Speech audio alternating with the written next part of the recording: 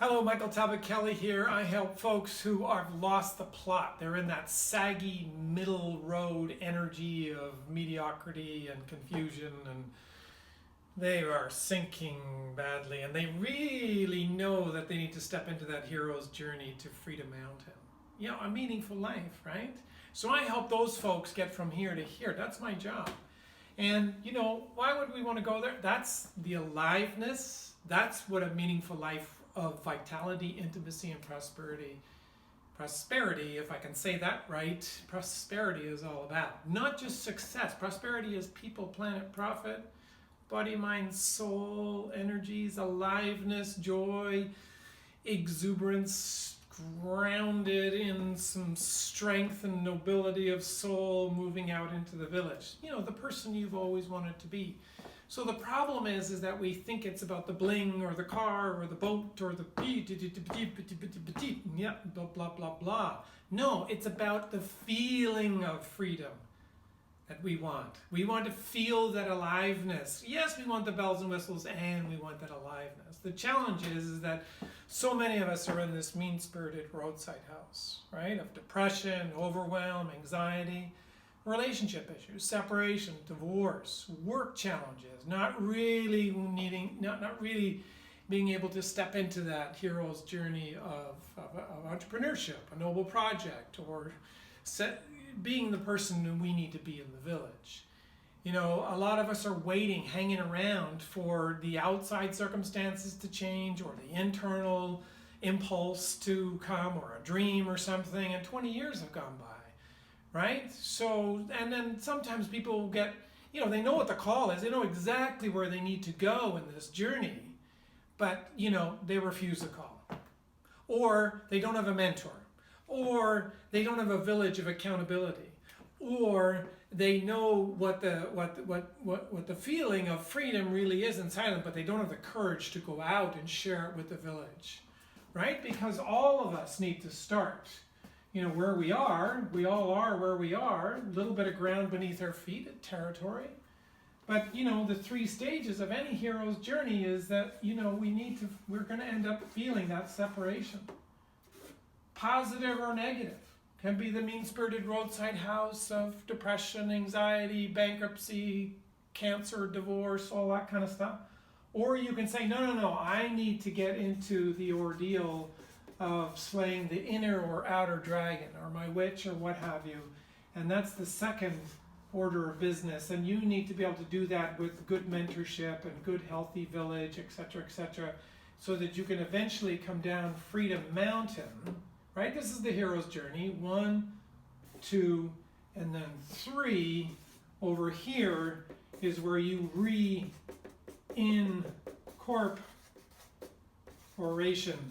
reincorporation, telling the story of you coming back into your body. Here you get knocked out, you're lost, you're in exile, you're somewhere in between, and that happened to me. God, I was 10 years old. Standing on the side of Bay Street, right at Bloor in 1969. I had just turned 10. The horror of coming to Canada after leaving this bucolic place in Ireland where culture and nature and family togetherness and happiness with mom and dad, everything was blissful.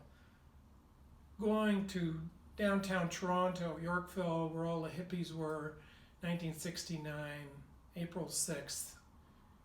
Terrible things happened. My mom and dad split up. There was bullying. There was trauma. It was so loud. We actually dug trenches in the back garden and actually jumped in there. My brothers and sisters, we were a large family. My brothers dug it out. My sisters wanted to go in there for all the bombs going off and the arguing and the fighting and the mental health. My dad, nervous breakdown. My mom just not able to cope with any of it, found a way. We eventually found a way out of it. But in the middle of that, I am standing there thinking about taking my life because I can't cope with the sheer volume. And I had just now been down Yorkville Avenue and been raped. I mean, it was it was too much for me. I thought I was going crazy. I wanted to jump in front of a bus. I wanted to end it all. The pain was so loud. But I heard this voice. I don't know, to this day, I don't know where it came from. Yeah, Michael, you can kill yourself. Or you can gather stories for your grandchildren. Well, I didn't know what that meant, but I knew that I stepped back from the curb, that I needed to go and help my mom and gather more stories. This is what people do in Canada. It's not what we did in Ireland, but this is what happened in Canada. And so I don't know how many scars I have on my body from all the travels going across this mountain through the ordeal. I can guarantee you that whether you're in a positive or negative ordeal, you are somewhere in between here. I want to just say this out loud. If you are watching this video, you need to know you are somewhere between here and here. And you have, if you're interested in this work and this membership that I'm talking about in this video, you have left that world. It's no longer the same. You are waiting, or you are not trying to muster the courage, or you're trying to, sort out the terrain. You don't have a roadmap. You have no idea. You are somewhere in between here.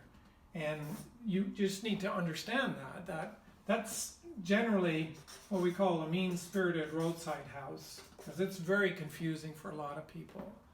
So you need a roadmap, you need a mentor, you need a village of commitment that holds your feet to the fire. You need to know that there's an inner rumbling that is the hero's journey, that is the heroine's journey actually, but then there's the outer challenges of dragons on the outside, or marauding warriors coming at you, or bankruptcy, or different kinds of cancer or car accidents. These ordeals are ordeals. You just need to have the stronger medicine of a stronger mentor, ally, a village even, that has helped others go through that. So that's part of my story. That's part of what I'm telling you, and part of why I'm so excited and proud of this program that I want to offer you guys. I've done this I'm just checking my notes here. I've done this 30 plus years. Thousands of people I have taken across the bridge from Island A to Island B, so they can come back down into their body, re-enter their body, and tell the story. The story is what's going to change the world. These stories have to be so loud. They have to overwhelm the world with beauty, and the other oppressors and violators and people who are separating people and minorities and young people and different races and different genders and different sexual orientation and different religions. We need to start telling a much louder story. When that happens, this little person, yes, steps into the larger person that they really are, and they're able to stand at the top of Freedom Mountain with a big grin on their face, because they're just oozing with aliveness. And that is all of what we've been dreaming for most of our lives, actually. You see this beautiful, can you see that beautiful heart? That heart has a story. You've got this in hieroglyphics inside of you.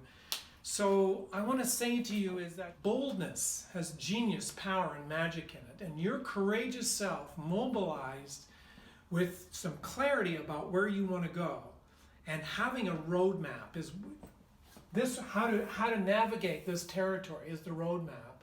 Island A to Island B is what you need in order for you to step into this fullness of being, this freedom, and then the feeling of freedom from Freedom Mountain, by actually being able to move in and out of all these worlds, both inner, on your own world, to the village world. So the aliveness that comes from you stepping into who you always knew you wanted to be in the village. And that person, that you, that courageous self that is you, has certain qualities, has certain ways of walking, has a nobility of soul, stands up and is able to share all of who they are, shoulders back, hands in front, tall. We call that walking in beauty in Ireland. Can you tell I get excited about this stuff? Anyway, if this makes sense, carry on reading. You're going to enjoy the rest of the letter. And like that, bye for now.